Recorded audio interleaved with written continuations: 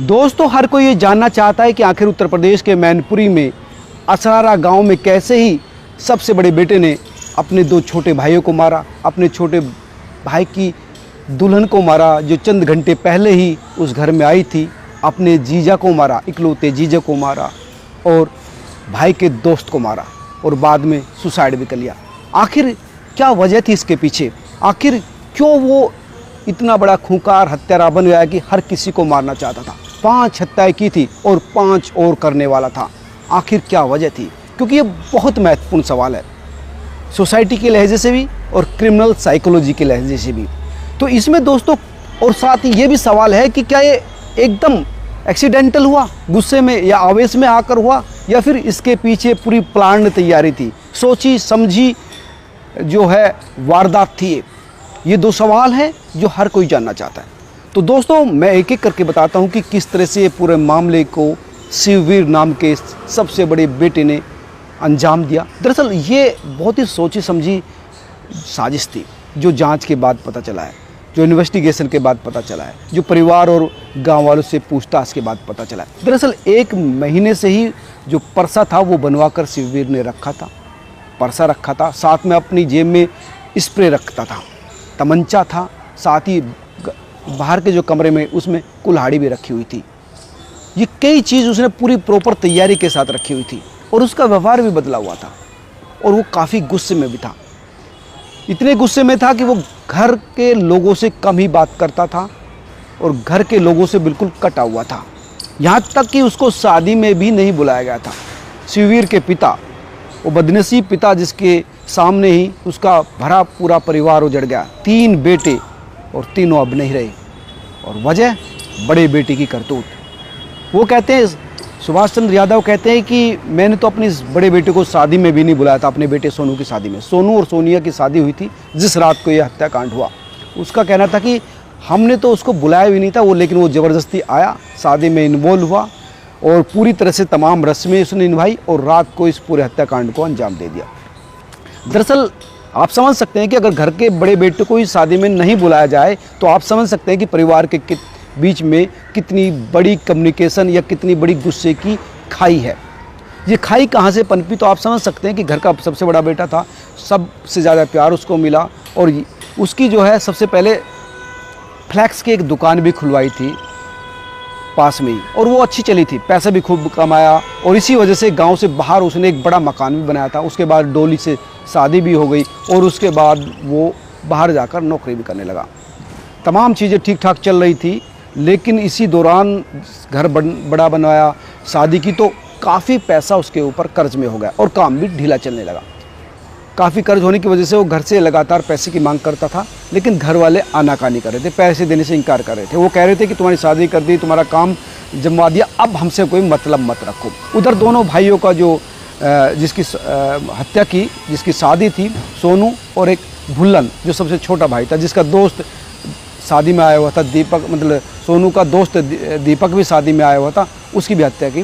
तो भुल्लन और सोनू का काम ठीक चल रहा था और इसी वजह से उन्होंने 5 बीघा ज़मीन भी ली थी अपने पिता के साथ मिलकर। गांव में अच्छी ज़मीन थी, 5 बीघा ज़मीन ली, लेकिन इधर इसका हाथ तंग चल रहा था और इसी बात से वो गुस्से में था कि ये लोग पैसे इन्वेस्ट कर रहे हैं शादी में, ये इन्वेस्ट कर रहे हैं खेती में, लेकिन मेरे ऊपर जो कर्ज है उसको लेकर किसी को चिंता नहीं, उस पर कोई तवज्जो ही नहीं देना चाहता, क्योंकि उसका हाथ तंग चल रहा था, कर्ज था। तो इस वजह से वो डोली के साथ ही मार पिटाई करने लगता था। मार पिटाई करने की वजह से डोली अपने मायके चली गई थी। हालांकि शिववीर ने कई बार डोली को उसके घर से लाने की कोशिश की, तो लेकिन डोली ने इनकार कर दिया। लेकिन उसके बाद सुभाष जो इनका पिता था वो अपनी बहू को गाँव में ले आया, घर पर ले आया। हालांकि उसके बाद भी शिववीर घर पर आया और कहा कि डोली को मेरे साथ भेज दो, तो शिववीर की माँ ने कहा कि नहीं, हम नहीं भेजेंगे, तुम उसके साथ मारपीट करते हो और यहाँ पर भी खाने बनाने वाला कोई नहीं। लेकिन उसके बाद भी वो अपने पास लेकर चला गया था। 3 महीने पहले ही उसके बच्चा हुआ था अभी। तो ये तमाम चीज़ें चल रही थी और शादी की जैसी तैयारी हुई तो शादी के भी खिलाफ वो था। वो नहीं चाहता था कि अभी शादी करी जाए, उसका कहना था कि और पैसा कमाओ और वो मुझे पैसे की ज़रूरत है, शादी में इतना पैसा भी मत लगाओ। तो इन तमाम चीज़ों को लेकर जो है शिववीर परिवार के साथ काफ़ी गुस्से में था और यही वो गुस्सा था जो उसको लगातार इस ओर ले गया वारदात। आप समझिए जो परिवार के लोग हैं, जो गांव के लोग कह रहे हैं कि वो बहुत ही जिद्दी था और असफल नहीं होना चाहता था, लेकिन कर्जे की वजह से, काम न चलने की वजह से वो असफलता की ओर चल रहा था। लगातार उसके पीछे जो जिन लोगों ने पैसा दे रखा था उसको वो मांग कर रहे थे और इसी वजह से तनाव में रहता था। और इसी वजह से लगभग 1 महीना पहले से जो सूत्र बता रहे हैं वो इस पूरे हत्याकांड की जो है साजिश रच रहा था। उसने फरसा बनाया, कुल्हाड़ी बाहर रखी, तमंचा उसके पास था, स्प्रे वो अपने साथ लेकर चलता था कि कहीं ऐसा ना हो कि अगर कोई जाग जाए या विरोध करे तो स्प्रे का इस्तेमाल करे। साथ ही उसने कोल्ड ड्रिंक में जो है नशा भी मिलाया था, यानी सब लोग गहरी नींद में सो जाए और तब वो इस हत्याकांड को अंजाम दे। शादी में जो उसकी बुआ पास के गांव में रहती है वो आई थी, तो उसका कहना था कि इस बार जो मैंने देखा शिववीर का जो है व्यवहार काफ़ी बदला हुआ था। वो जो पैर दबा रहा था वो इस तरह से दबा रहा था जैसे कि औरतें जनरली पैर दबाते हैं, यानी जनरली मर्द जो है पैर छूते हैं, लेकिन वो पैर दबा रहा था, यानी उसके कई हाव भाव जो है इस बार बदले हुए थे। लेकिन इस घटना से पहले किसी ने कोई खास तवज्जो नहीं दी, ध्यान नहीं दिया कि इसका जो व्यवहार है वो बदला हुआ है, कम बातचीत कर रहा है, उतनी खुशी नहीं सेलिब्रेट कर रहा है जितनी भाई की शादी में होनी चाहिए। तो लेकिन वो सारी रस्में निभा रहा था, शादी में गया, बारात में गया, लेकिन उसकी तैयारी इस पूरे हत्याकांड को अंजाम देने की थी। वो चाह रहा था कि कोई भी जिंदा ना रहे। उसने अपने दोनों भाइयों को मारा, सोनू को मारा, भुल्लन को मारा, नई जो शादी होकर आई थी दुल्हन सोनू की पत्नी, जो साथ ऊपर चारपाई पे सो रहे थे, गर्मी थी तो सबसे ऊपर जो है ऊपर की जो छत पर सोनू और सोनी जो उसकी पत्नी थी वो सो रहे थे, वहीं जाकर जो है उसने फरसे से दोनों को कत्ल कर दिया। उठ ही नहीं पाए।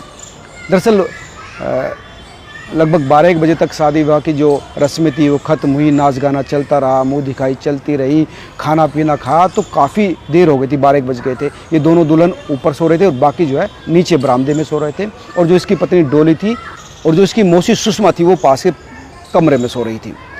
तो ऊपर दोनों का कत्ल करने के बाद ये बरामदे में आया, वहाँ पर इसने अपने जो भाई है भुलन उसकी हत्या करी, जो सोनू का दोस्त था दीपक उपाध्याय फिरोजाबाद से आया हुआ था उसकी हत्या की, और अपने जीजा सौरभ उसकी भी हत्या कर दी।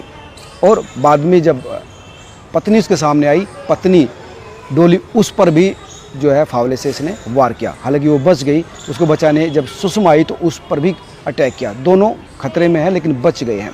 लेकिन इसका जो प्लान था वो अपने पिताजी और माताजी की भी हत्या करने का था, अपनी इकलौती बहन की भी हत्या करने का था, और इसके बाद जो है 1-2 लोग और इसके निशाने पर थे। 2 तो ये बच गए और 3 वो लोग, यानी कम से कम 10 हत्याएं तो इसको करनी थी, जिसमें से 5 में सफल हो गया और 5 और इसके टारगेट पे थी, जो भगवान की दया से जिंदा बच गए।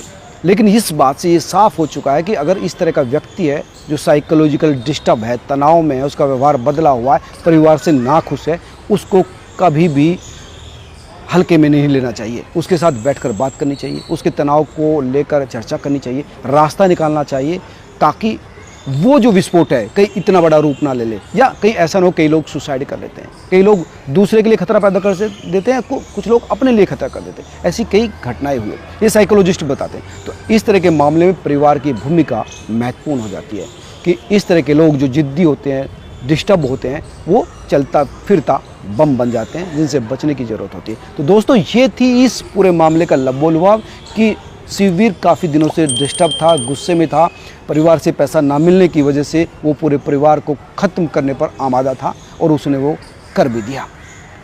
दोस्तों आप क्या सोचते हैं ज़रूर बताएं। नमस्कार।